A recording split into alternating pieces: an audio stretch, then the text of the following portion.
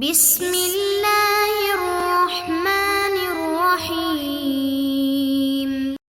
السلام علیکم ورحمۃ اللہ وبرکاتہ۔ امید ہے تمام سامعین ناظرین بخیر و عافیت ہوں گے۔ آج ہم کتاب شرح عقائد کے سبق نمبر 48 کو پڑھیں گے۔ ہمارے سبق کی ابتدا احتج الاولون کی عبارت سے ہوگی اور لیتم ذالک کی عبارت پہ ہمارا سبق مکمل ہوگا۔ آئیے پہلے اپنے آج کے سبق کی عبارت کو پڑھتے ہیں۔ بسم اللہ الرحمن الرحیم۔ احتج الاولون بأنه يقال لأحد الجسمين اذا زید علیہ جزء واحد انه اجسم من الآخر، فلولا أن مجرد التركيب كاف في الجسمية لما صار بمجرد زيادة الجزء أزيد في الجسمية، وفيه نظر لأنه أفعل من الجسامة بمعنى الضخامة وعزم المقدار، يقال جسم الشيء أي عزم، فهو جسيم وجسام بالضم، والكلام في الجسم الذي هو اسم لا صفة أو غير مركب كالجوهر، يعني العين الذي لا يقبل الانقسام لا فعلا ولا وهما ولا فرزا،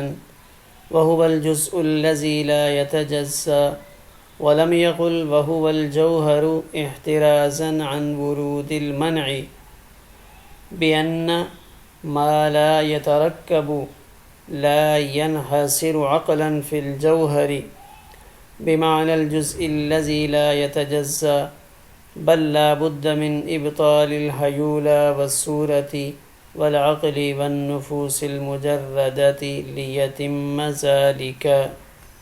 آئیے اب اپنے سبق کی عبارت کا ترجمہ کرتے ہیں۔ احتج الاولون،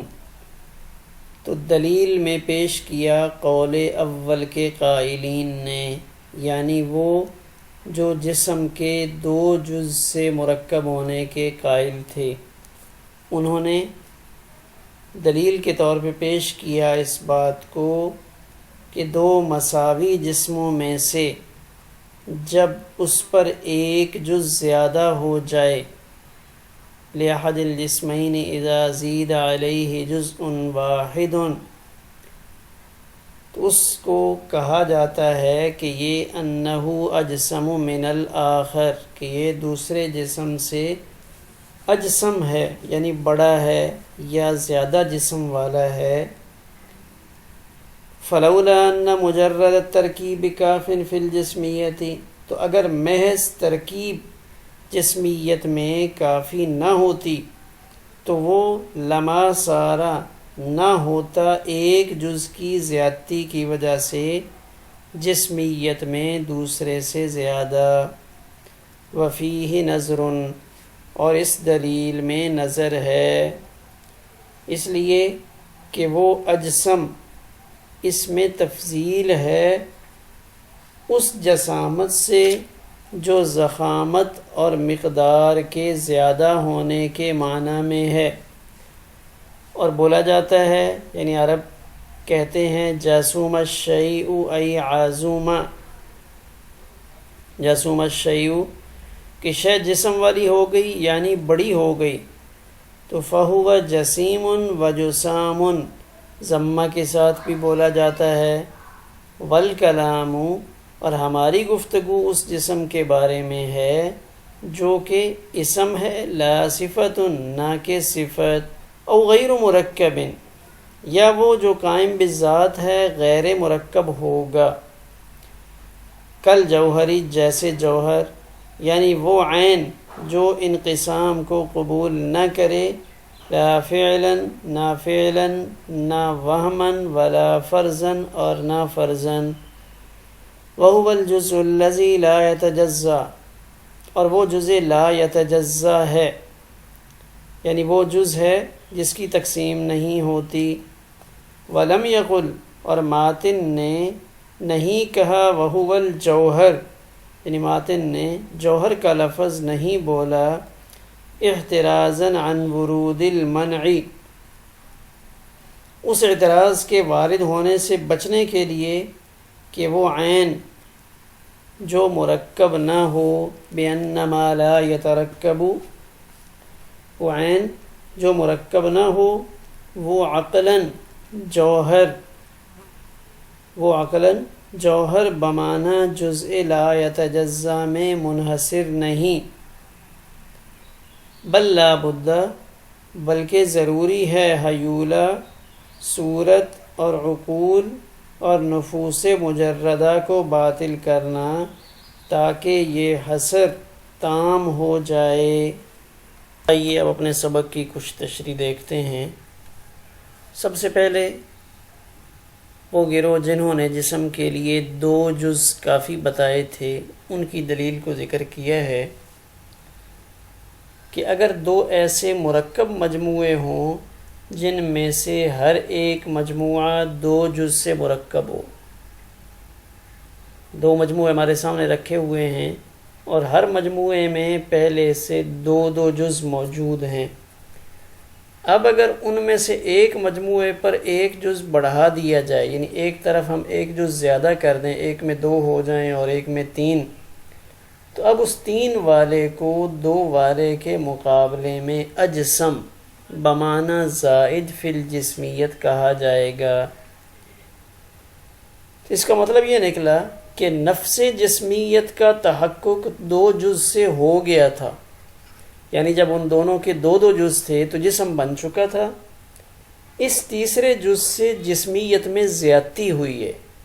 یہ نہیں ہے کہ یہ تیسرا ملا تو اب وہ جسم بنا ہے، بلکہ تیسرے کے آنے سے پہلے جب وہ مجموعے 2 جزوں پر مشتمل تھے تو تب بھی وہ جسم تھے، لیکن جب ایک جز بڑھایا گیا تو اب ایک کی جسمیت زیادہ ہوئی،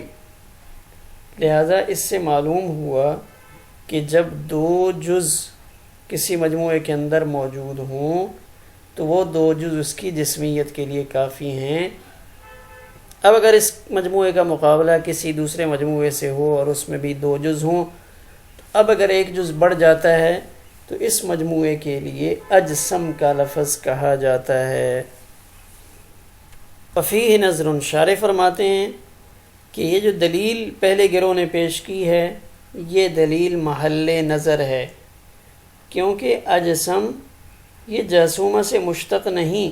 بلکہ یہ تو جسامت سے اس میں تفضیل کا صیغہ ہے، جس کے معنی ضخامت اور عظیم المقدار ہونے کے ہیں۔ یہ کہا جاتا ہے جسوم الشیء، کہ شے جسم والی ہو گئی جب وہ عظیم اور بڑی ہو جائے، فہو جسیم اور جسام، تو پس اجسم کے معنی ہوں گے ضخامت اور مقدار میں زیادہ بڑا، پس یہ صیغہ صفت ہے، اور ہماری گفتگو تو اس جسم کے اندر ہے جو نام ہے کس کا؟ جوہر مرکب کا، نہ کہ اس جسم کے بارے میں جو بطور صفت کے بولا جاتا ہے، بطور صفت کے عظیم ہونے کے معنی میں جو بطور صفت بولا جاتا ہے وہ ہمارا مطمح نظر ہے ہی نہیں۔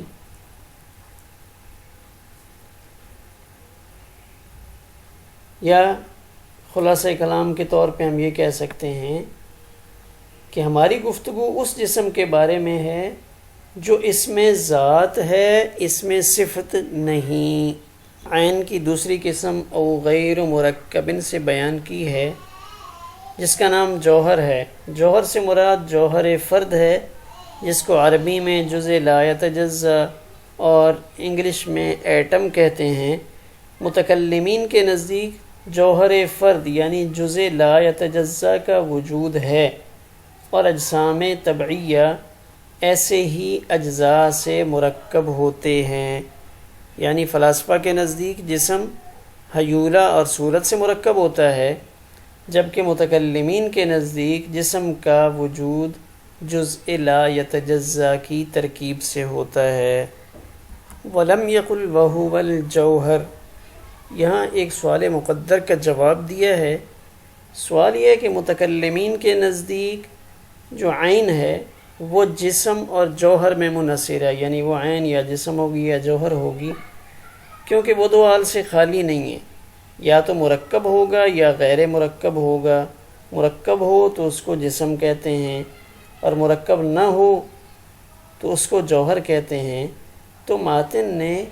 کل جوہر کے بجائے وہو الجوہر کیوں نہیں کہا؟ ماتن نے کل جوہر کے بجائے وہو الجوہر کیوں نہیں کہا؟ اس سے یہ معلوم ہوتا ہے کہ عین غیر مرکب جوہر فرد میں منحصر ہے۔ وہ عین جو مرکب نہ ہو وہ جوہر فرد میں منحصر ہوتی ہے، جیسے ما قبل میں عین مرکب کے بارے میں فرمایا تھا کہ وہو الجسم، تو اس کا جواب یہ دیا کہ ماتن نے یہ تعبیر اس لیے اختیار کی تاکہ حکماء یعنی فلاسفہ کی طرف سے اعتراض نہ ہو کہ عین غیر مرکب جوہر فرد میں منحصر نہیں، بلکہ حیولہ، صورت، عقول اور نفوس مجردہ بھی غیر مرکب ہیں، لہٰذا حصر کے دعوے سے پہلے ان کو باطل کرنا چاہیے تاکہ حصر کا دعویٰ پورا ہو جائے۔ ماتن کی اس عبارت پہ اعتراض ہوتا ہے، وہ غیر مرکب ان کے بعد کل جوہر کہا، یعنی جس طرح عین مرکب کے بارے میں فرمایا تھا وہو الجسم، تو یہاں غیر مرکب ان کے لیے کہنا چاہیے تھا وہو الجوہر، لیکن کل جوہر کہا، اس کی کیا وجہ ہے؟ تو یہاں پہ اعتراض و جواب ہے۔ تو یہ کل جوہر اس لیے فرمایا کہ اگر وہو الجوہر کہتے تو معلوم ہوتا کہ جو عین غیر مرکب ہے وہ جوہر فرد یعنی جزء لا یتجزا میں ہی منحصر ہے، یعنی اس کا ایک ہی فرد ہے جزء لا یتجزا۔ تو ایسی صورت میں حکماء کی طرف سے اعتراض وارد ہوتا کہ عین غیر مرکب صرف ایک نہیں ہے، یعنی آپ سمجھ رہے ہیں کہ صرف جزء لا یتجزا ہے، ایسا نہیں، بلکہ حیولہ، صورت، عقول، نفوس مجردہ، یہ چاروں چیزیں بھی عین غیر مرکب ہیں، لہذا یا تو آپ حصر کا دعویٰ واپس لیں یا حیولہ، صورت، عقول اور نفوس ان کے وجود کو باطل کریں تاکہ آپ کا حصر کا دعویٰ درست ہو جائے۔ تو مصنف نے اسے اعتراض کا جواب دیا کہ حیولہ، صورت وغیرہ ان کے ابطال میں مصروف ہونے سے بچنے کے لیے بہتر یہ ہے کہ وہو الجوہر کے بجائے کل جوہر کہہ دیا جائے، یعنی یہاں ماتن نے جوہر کو برسبیل مثال ذکر فرمایا ہے، یعنی العین الذی لا يقبل الانقسام، یہ جوہر کی تفسیر کی ہے۔ تفسیر کا حاصل یہ ہے کہ جوہر سے مراد وہ عین ہے جو انتہائی چھوٹا ہونے کی وجہ سے کسی طرح کی بھی مزید تقسیم کے قابل نہ ہو۔ تفسیر کا حاصل یہ ہے کہ جوہر سے مراد وہ عین ہے جو اپنے انتہائی چھوٹے پن کی وجہ سے مزید تقسیم نہ ہو سکے، نہ وہ تقسیم فعلی ہو، نہ وہمی ہو، نہ فرضی ہو۔ کسی چیز کی تقسیم فعلی سے مراد تقسیم حصی ہوتی ہے، یعنی ایسی تقسیم جس کے نتیجے میں خارج میں بالفعل اجزاء موجود ہوں۔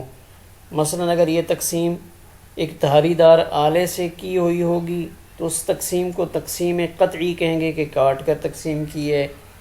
اور اگر کسی سخت اور ٹھوس جسم کی ٹکر سے ہوئی ہے تو اسے تقسیم کسری کہیں گے، ہتھوڑی سے یا کسی ہتھوڑے لوہے والی کسی چیز سے کسی شیشے کو مارا جائے تو یہ تقسیم کسری کہلائے گی،